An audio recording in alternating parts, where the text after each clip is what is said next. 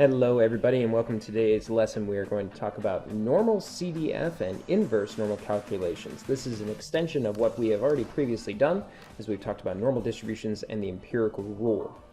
Our essential question for today is how can you determine the percentage of data that falls between two observed values? We've already done this to some extent with the empirical rule, and we'll begin now with a warm-up that practices some of those skills. So example number 1, packets of coconut milk are advertised to contain 250 milliliters. Akshat tests 75 packets. He finds that the contents are normally distributed with a mean volume of 255 milliliters and a standard deviation of 8 milliliters. Now, anytime that we see these words normally distributed, we immediately want to think about this normal curve, and you're going to want to think about sketching that out to try and model that probability distribution. So that's exactly what the first 3 tasks are for this. I would like you guys to complete this on your own as a warm-up, where in part A you're going to label the diagram to illustrate this information, clearly indicating the mean and volumes within 1, 2, and 3 standard deviations. You're marking the x-axis here with the given information, and you are going to estimate the probability that a randomly selected packet contains less than 255 milliliters in part A. And in part C, you're going to estimate the probability that a randomly selected packet contains more than 263 milliliters. So at this point, pause the video and try to complete that on your own or with your table mates. Go ahead and resume the video when you are ready to check your work.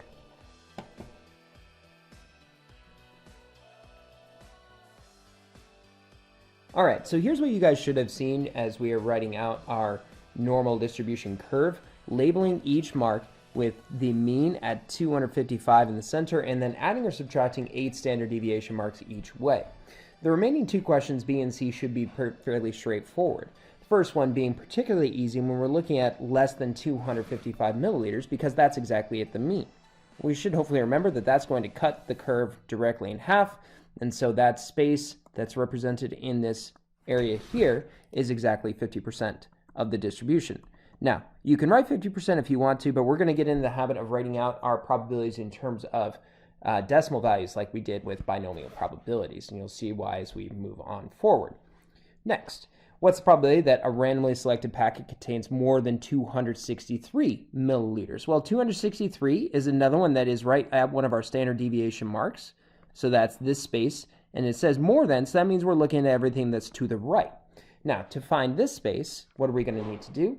Well, we first want to recognize that this space was exactly 50% based off of what we know about the mean and the normal distribution. And then in this space, that's going to be about 34% based off of the empirical rule. That's exactly 1 standard deviation above the mean is about 34% of the distribution. Adding those 2 together, we get about 84%. And if we were to take away 84% from the entire space of the curve, we're going to get what that space is that we want, and that's at about 16%. So 1 minus 0.84 gives us 0.16. Now, the next question, use your GDC to find the probability that a packet contains less than what is advertised. I'm going to clean up a little bit of what we were working on here so we can be very clear about what we need. The problem with this kind of question is when we look at 250 milliliters, that's going to be not at one of our standard deviation marks. And so you might think, well, can we divide this 34% space evenly into 2?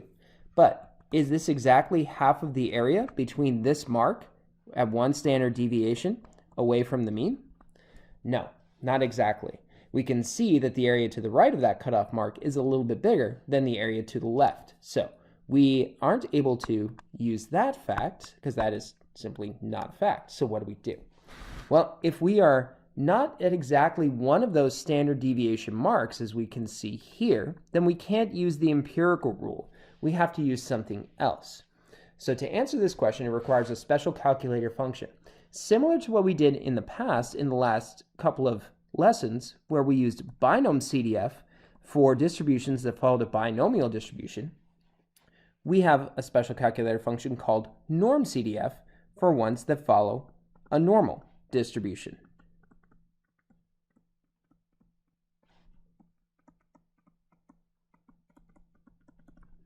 So to find how to use that, we need to write out our work by inputting the commands similar to what we did with NormCDF. We're going to write out the commands NormCDF. The order is a little bit different. We start off with the lower bound. What's the smallest amount that we are going to be working with? What's the largest amount that we are going to be working with? And then we need to input the mean and the standard deviation. And we hopefully can remember our different notation. The little kitty cat professor here is helping us out, that we can represent the mean of a distribution with mu, and then the standard deviation with sigma. And so we always want to be able to write out this information. So let's examine the prompt that we are looking at here for part D and try to answer that question. We want to use our GDC to find the probability the pack contains less than what's advertised. Well, the value that was advertised was 250 milliliters right up here, and we want less than what is advertised. Less than what's advertised is going to be everything that's to the left. So we're looking at this space here. And so looking at this space, the lower bound is going to represent what's the smallest amount that we could have in one of these packets. It would be everything where we start shading essentially is where the lower bound is. And we know that this curve goes on and on forever. You might be tempted to use this value here, but we know there could be less than 231 milliliters. So we think about what's the smallest amount that could be in one of these packets. And if it goes all the way forever to the left, we could say that lower bound might be 0. So let's go ahead and write it out where we have our calculator command. Our lower bound is 0. The upper bound is where we stop shading. It's the maximum amount of coconut milk we want to see in the packet. And that's right here at 250 milliliters. Then we include our mean, which was 255, and our standard deviation, that was 8. And we can go into our calculator to then complete this process, plugging everything in.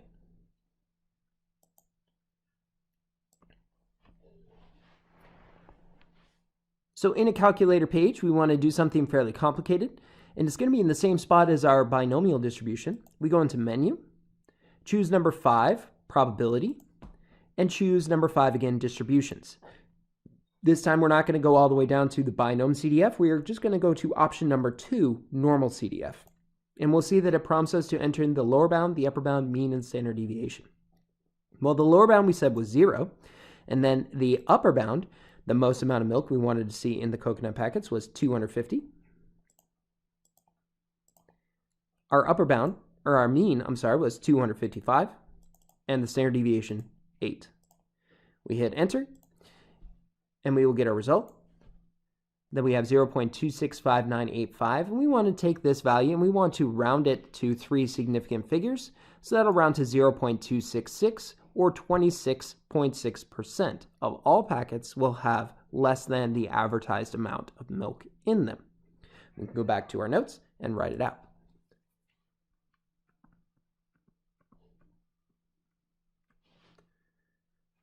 Now, let's look at the next prompt and see how the question might be a little bit different.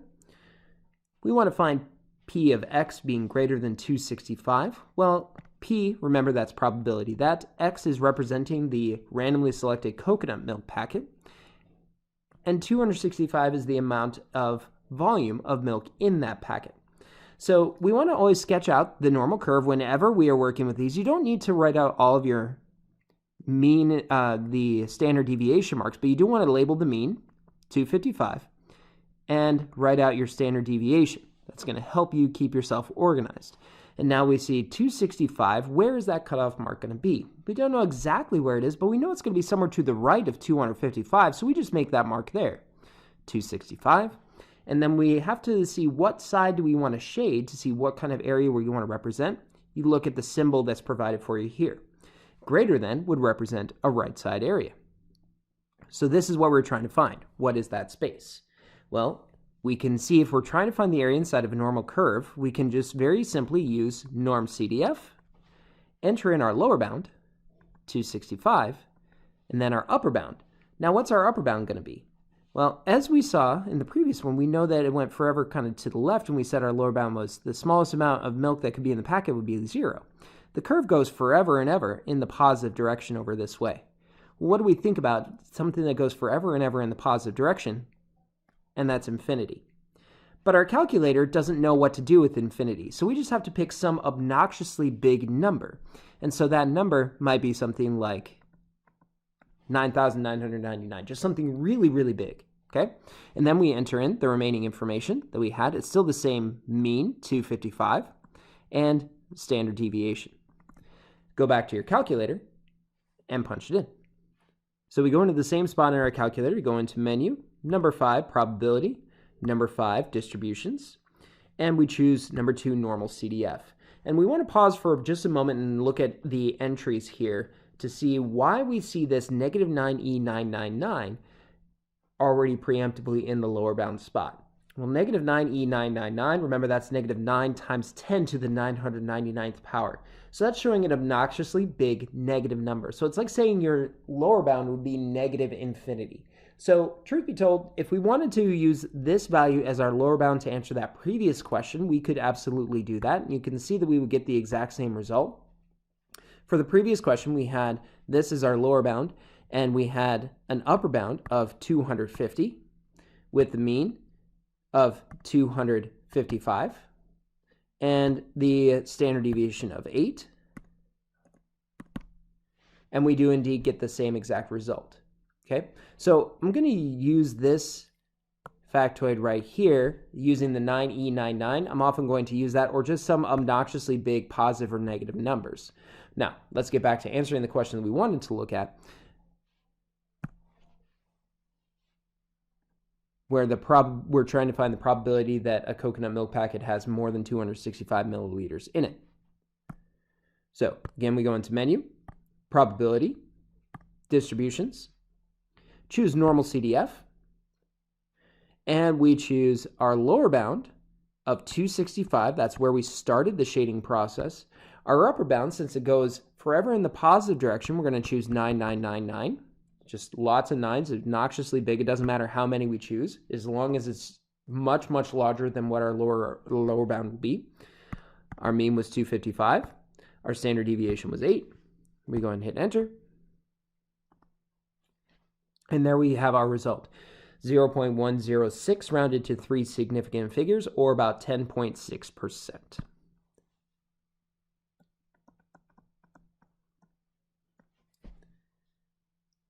Now, we don't always have to have just the one cutoff mark. We can also have multiple cutoff marks, and we'll see that in the next example. The packaging of the coconut milk will fail if there is too little or too much milk in the packet. The packet will collapse if it is underfilled or having less than 225 milliliters full, and it will burst if it's going to have more than 275 milliliters if it's overfilled. So we want to find the probability that a randomly selected coconut packet X is going to be either more than 225 or less than 275. So we have two different cutoff marks. Again, draw out your normal curve. Make sure we label the mean as appropriate. It was 255. 225 is going to be somewhere over here to the left. I don't know exactly where, but I know it's below 255. So that's going to be on the left-hand side. 275 is going to be somewhere over here to the right. Again, I don't know exactly where, but it's somewhere over here. And what we're looking for is all of those spaces, or all of the volumes that are in between those two values. So again, we can write out our command, NormCDF. Our lower bound is the smallest amount of milk we want to see, or is where we started the shading process, and that was 225. Our upper bound, 275, is where we stopped shading. We had a mean, 255, and we had a standard deviation of 8.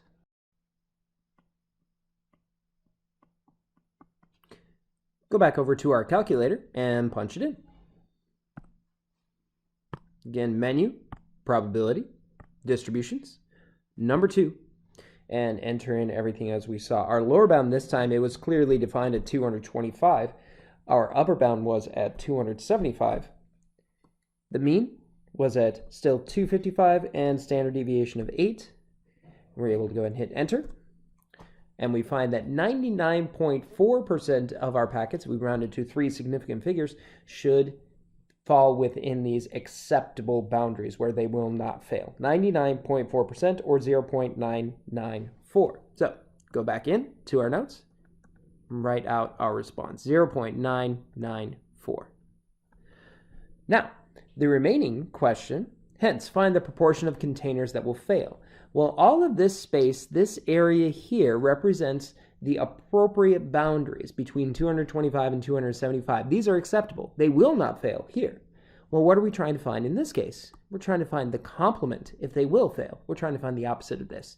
And hopefully remember from previous probability lessons, to find the complement, we just subtract from 1, 0.994, and that's going to give us 0.006, or about 0.6%. So less than 1% will fail. Now, I understand that this is not given to 3 significant figures, but that's okay in this instance. We may even see this giving a rounding into 1 significant figure as the requested answer. All right? Now, go ahead and pause for a moment, rewind if there's anything that you need to catch up with or rewatch, and then turn over your notes and we'll talk about inverse normal probability. So what we just did was all based off of what we called NormCDF. NormCDF is used to find the probability when you are given specific parameters for a random variable. And by parameters, we mean cutoff marks on the x-axis, where we knew exactly what the volume was that we wanted to see in the coconut milk packets. But often in mathematics, and especially in probability, we want to work backwards. And so what if we want to work backwards? We'll be looking at what we call inverse normal, or we abbreviate that as INV norm with calculator. So inverse normal is used to find the parameters themselves, not probability. It's used to find those parameters. Okay? It's used to find the parameters or the cutoff marks on the x-axis when you are given a probability. Now, how is that probability going to present itself? It's going to present itself as either a percentile or an area under the curve or as some kind of percentage. So let's examine some further questions using the same situation where we have a mean of 255 milliliters in these packets and a standard deviation of 8 milliliters. We want to know what volume would represent the 10th percentile of packets of coconut milk. Now there's 2 things here that are going to suggest we are looking at inverse normal. First, what are we asked to find? Volume. We're not asked to find a percentage or a probability or a proportion. We're asked to find a volume. If we're asked to find something that has units or it's that cutoff mark, then that's going to be the x-axis value that we want to find. That's inverse normal. Okay. The other thing that can tell us that we're working with inverse normal is we're given a percentile, a proportion, a percentage, one of those P words. Okay. So if we're given that information, usually that means we're looking at inverse normal. Sketch out your curve, label what we have, and we'll see how we can answer the question appropriately. So we've got our normal curve, the mean at 255, and a standard deviation at 8. Now, we want to know what volume would represent the 10th percentile of coconut milk packets. This can be tricky at first, but you'll start to see it fall into place. We don't know where the cutoff mark is supposed to be. In fact, that's what we want to find. But we are told we are looking for the 10th percentile of packets. Now, remember that percentile is the percent at or below this particular mark. So the bottom 10% is what we're looking for. Now, where would the bottom 10% be? Would that be below the mean or above the mean? Hopefully you said below the mean, and that's correct. So we don't know exactly where the bottom 10% is, but we know it's going to be somewhere to the left-hand side over here. And this area is the bottom 10%. But when we're talking about area, we want to leave it as a decimal. And we'll see why when we go into our calculator to type in the inverse normal command. So we're going to type in inverse normal, and let's go see how it's going to work in the calculator. We go into our menu, and we're going to choose number 5, probability. And again, we're going to choose number 5, distributions. But this time, we're not going to choose number 2, NormCDF. We're going to choose number 3, inverse normal. And you'll see that it asks us to input the area. So we're going to type in that area.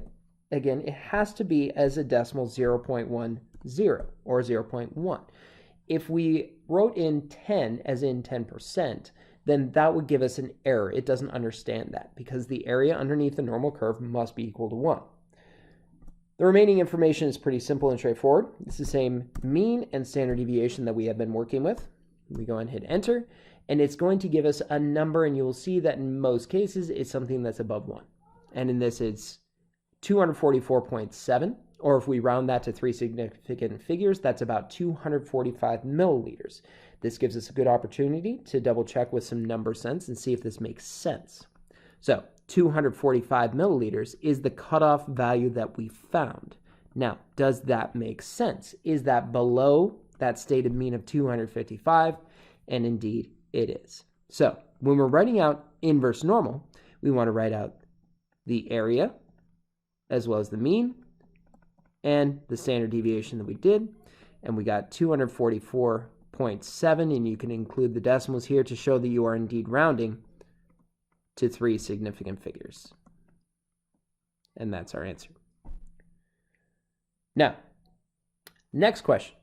What volume would represent the top 20% of coconut milk packets? Again, draw out the normal curve. Try and label just like what you know so far, and then we'll look at further information. So we got 255. Standard deviation is still 8. But this time we're looking for the top 20% of packets. So we look at the top 20%, and we see, okay, that's got to be somewhere above the mean if we're looking at the top 20%. I don't know exactly what that cutoff mark is, but I know the area represents the top 20%, or 0.2. We should know by now to go into inverse normal in our calculator. So again, menu, probability, distributions, and choose number 3, inverse normal. And we can type in the area, 0.2, and the mean, 255, and standard deviation, 8. And we get 248.267. We go back and double check with some number sense and see, does that make sense? 248.67 or 249? And we say, wait a second, does that make sense? Should 249 be to the right of 255? And clearly the answer is no. So there's something wrong here. What's the problem? Well, there's a quirky thing that we want to make sure we make a note about using our inverse normal calculator. The inverse normal calculator always has to use area to the left. Always.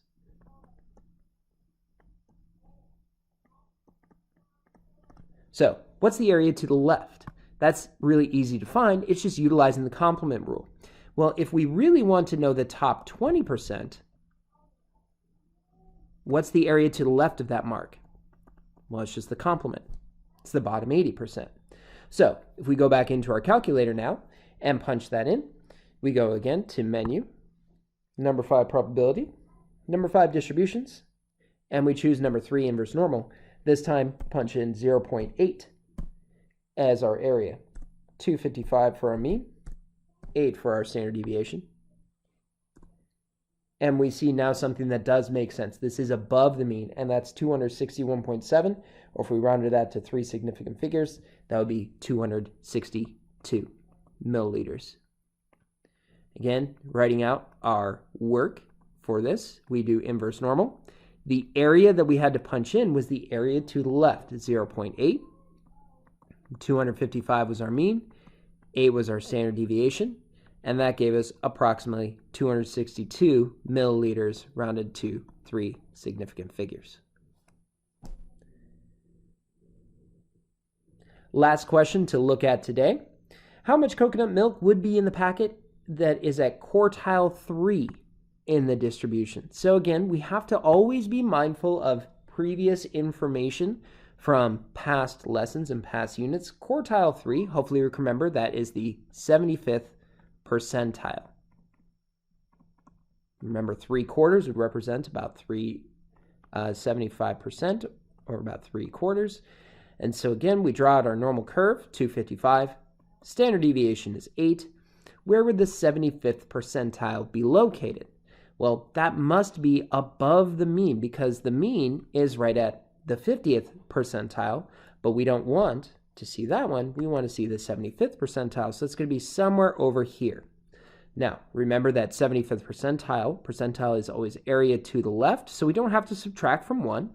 We have the area that we want that's going to work with inverse normal.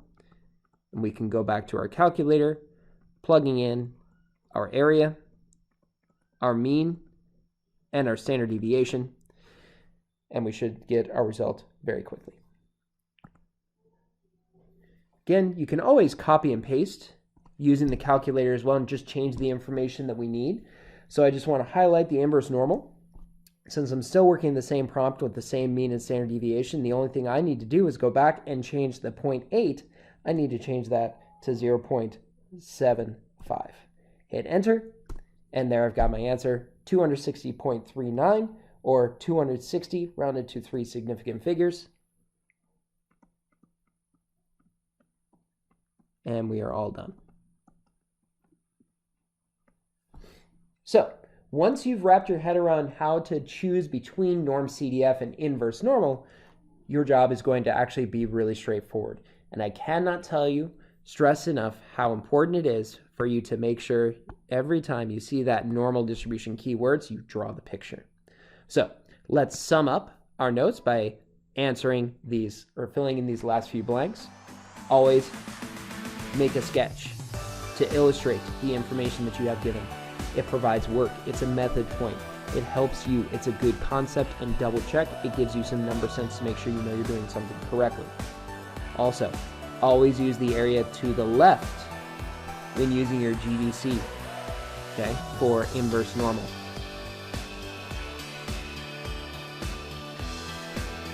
If you are given the area to the right, then make sure that you do subtract from 1 or 100% if you're talking about percentages. And then lastly, always have fun. Seriously, have fun. Yeah, I'm looking you in the back. Turn that frown upside down. You're doing awesome math. We've got some good jokes for you. Not really. Anyway, thank you very much for watching today's lecture. Please go ahead and get started on your practice, and I will see you guys again next time.